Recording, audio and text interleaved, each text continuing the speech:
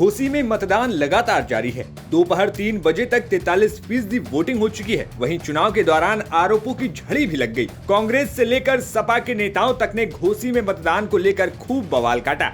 यहां तक कि सीओ के खिलाफ मुकदमा दर्ज कराने तक की मांग कर दी। सपा नेताओं ने दावा किया कि घोसी में मतदान प्रभावित किया जा रहा है। अब ऐसे में सवाल ये उठता है कि आखिर घोसी उपचुनाव को लेकर बीजेपी और सपा इतने सीरियस क्यों हैं? और ऐसा क्या है उस सीट पर कि सभी पार्टियों ने घोसी विधानसभा चुनाव को नाक की लड़ाई बना लिया है? जानकारों की माने तो घोसी के नतीजों से बीजेपी या सपा के विधायकों की संख्या में 1 नंबर के इजाफे के अलावा कोई असर नहीं होने वाला।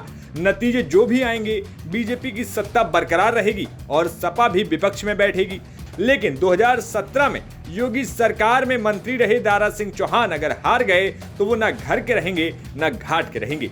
2022 के चुनाव से पहले दारा सिंह बीजेपी छोड़कर सपा में चले गए।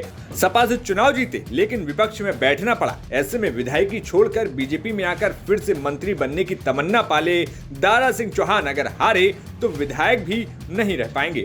इसके अलावा अपने बयानों के लिए चर्चित ओम प्रकाश राजभर के सामने भी परीक्षा में सफल होकर दिखाने की चुनौती है। अगर घोसी हारे तो लोकसभा में मोलभाव करने की क्षमता भी नहीं रहेगी और मंत्री बनने की उनकी दावेदारी को भी धक्का लग सकता है।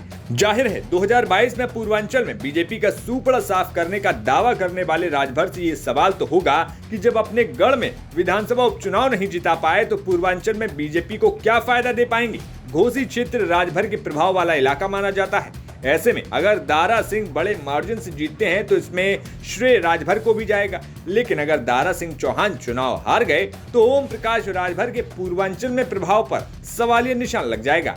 बता दें कि दारा सिंह चौहान 2017 से 22 तक योगी सरकार में मंत्री रहे, लेकिन 2022 के चुनाव से पहले सपा में शामिल हो गए। घोसी सीट पर वो सपा के सिंबल पर चुनाव जीते। अब अगर वो जीत जाते हैं तो संभव है उनकी वापसी योगी मंत्रिमंडल में हो जाए, लेकिन अगर वो हारे तो उनकी स्थिति बेहद खराब हो सकती है। पाला बदलने के चक्कर में वो विधायक भी नहीं रह पाएंगे। यानी घोसी के नतीजे ओम प्रकाश राजभर और दारा सिंह चौहान का भविष्य तय कर सकते हैं।